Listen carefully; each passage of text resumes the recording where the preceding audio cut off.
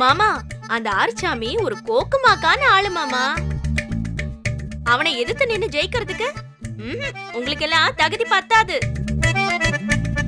இந்த எலெக்ஷன்ல மட்டும் ஆறுசாமிக்கு எதிரா என்ன நிறுத்திருந்தீங்கன்னா ஜம்ப் பண்ணி பேசுற அந்த ஆறுசாமிய ஓங்கி ஒரே அடி அடிச்சு ஜாம் பண்ணிருப்ப. ஆனா நீங்க அப்படி ஒரு வாய்ப்பை எனக்கு கொடுக்கறத பத்தி யோசிக்க கூட இல்ல. ஏன் மாமா, நான் எலெக்ஷன்ல நிக்க கூடாதா? பொது வாழ்க்கையில ஈடுபட கூடாதா? அடேங்கப்பா, சுபத்திரவா இது? உனக்குள்ளேயும் ஏதோ இருந்திருக்கு பாரு. ஆமா, ஆர்வமா நீ பொது வாழ்க்கையில ஈடுபட என்ன காரணம்? கனவுதான். கனவா? ஆமா மாமா, நேத்து ராத்திரி நான் ஒரு கனவு கண்டேன். அதுல பெரிய பெரிய தலைவர்கள்லாம் வந்தாங்க. அப்படியா? யார் யாரெல்லாம் வந்தாங்க? முதுகுல குழந்தைய கட்டிக்கிட்டு போர்க்க போனாங்களே, ஜாஸ்மின் ராணி அவங்க வந்தாங்க. அது ஜாஸ்மின் ராணி இல்ல, ஜான்சி ராணி.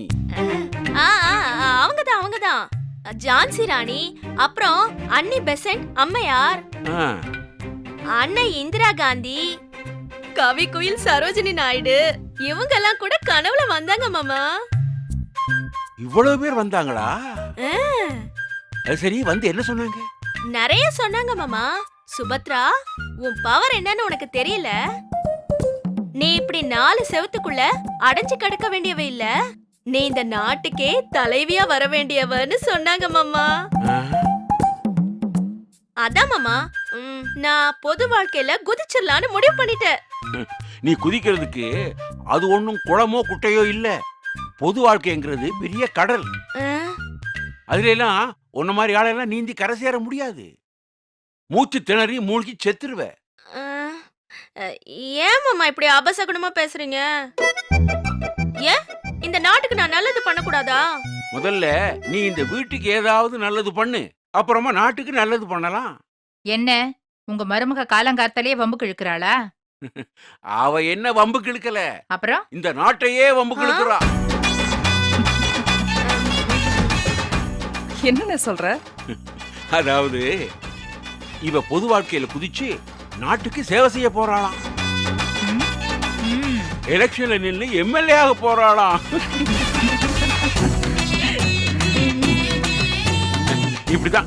இப்படிதான் எனக்கும் சிரிப்பு வந்துருச்சு. இப்ப சிரிப்பு அடக்கிட்டு இவ கூட நான் வம்பு வளர்த்துக்கிட்டு இருக்கேன். இந்த நம்ம சக்தி நாமினேஷனுக்கு கிளம்புறத நினைச்சு நேத்து நைட்ல இருந்து எனக்கு கொஞ்சம் டென்ஷனாவே இருந்துச்சு. காலையிலேயே வழக்கம் போல இவ காமெடி பண்ணி என் டென்ஷனை குறைச்சிட்டா.